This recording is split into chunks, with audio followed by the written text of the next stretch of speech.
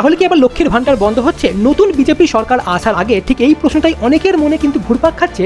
প্রশ্নের সরাসরি উত্তর দিয়ে উত্তর হচ্ছে না, কোনোভাবেই লক্ষ্মীর ভাণ্ডার বা যুবসাথীর মতো কোনো স্কিম একদমই বন্ধ হবে না।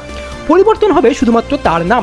তবে রয়েছে মোট দুটো ভাগ। একটা হচ্ছে যদি আপনার অলরেডি হয়ে গিয়ে থাকে, মানে লক্ষ্মীর ভাণ্ডার ধরুন আপনি পাচ্ছেন, আপনার অটো আপগ্রেড হয়ে যাবে অন্নপূর্ণা ভাণ্ডারে, যেখানে ১,৫০০ টাকার বদলে আপনি পাবেন ৩,০০০ টাকা। যারা নতুন ফ্রেশ ক্যান্ডিডেট থাকবেন তাদের জন্য কিন্তু নতুন করে ফর্ম ফিল আপ করে অন্নপূর্ণা ভাণ্ডারের জন্য কিন্তু আবেদন করতে হবে। যুবসাথীর ক্ষেত্রেও সেম একই প্রসেস থাকবে। যারা পাচ্ছেন তারা অলরেডি পাবেন বেকার ভাতার যে টাকাটা আপগ্রেড করে ৩,০০০ টাকা, এবং যারা নতুন করে আবেদন করতে চাইছেন তারাও কিন্তু করতে পারবেন।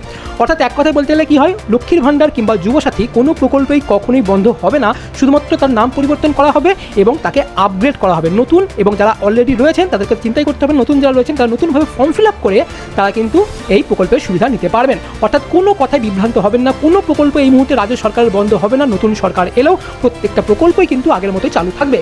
আপনার প্রিয়জন যাতে কোনোভাবে বিভ্রান্ত না হয় বাইরের কোনো লোকের কথাই, সেই কারণেই ভিডিওটিকে অবশ্যই বেশি বেশি করে শেয়ার করবেন। এবং পরবর্তী ভিডিওর জন্য অবশ্যই, যদি ইউটিউবে দেখে থাকেন তাহলে অবশ্যই সাবস্ক্রাইব করে নেবেন, ফেসবুকে দেখে থাকেন অবশ্যই ফলো করে নেবেন পেজটিকে।